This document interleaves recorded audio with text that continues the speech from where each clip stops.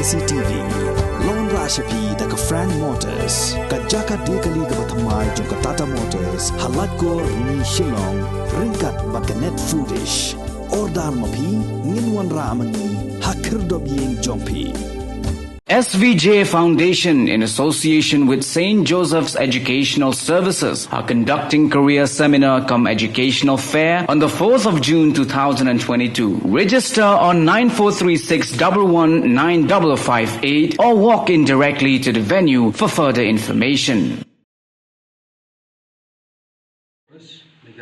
Da kabaya snok tilang bat kaperthai barok kawai haga jing rakhe ya ka sngi ban penne pensa ya ka mai Mariang jong neusnam arajar arpuar ka Rotary Club Jowai kala bu hakmat ya ka Thung ban Thung hado arspa Tylli ki Tynrai Dieng de ka jing trailang bat ki khna school lembat ka dorbar snong kli tersi ka Rotary Club Jowai kala penbena ya ka ne ha ka program ba kerpang ka balalong ha kli tersi secondary school ka bahap hapo ka thatlas ken community and rural development block Jowai ha ka sngi tho ding ka lai tarik ubnai jelleu arajara arpuar Hagani kasni la sakilang do ex vice chancellor jong school ba Martin Luther Christian University Shillong u Dr Vincent Darlong u balalong kumukongsan harengkat kajing donlang jong professor ke North Eastern Hills University Shillong u Vivek Kumar wahe chnong jong shnong kli tersi bat kidkhot jong Rotary Club Jowai ki bakintop ya u ba menteri pasa u ba JM Pos ngam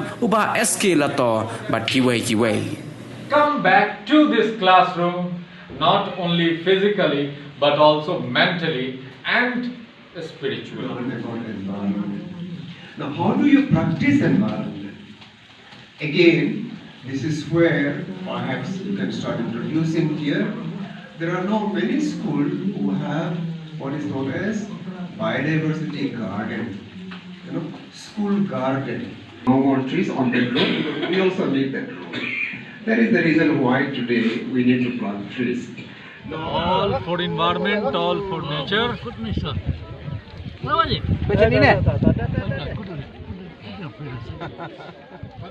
Okay, enough. Thank you.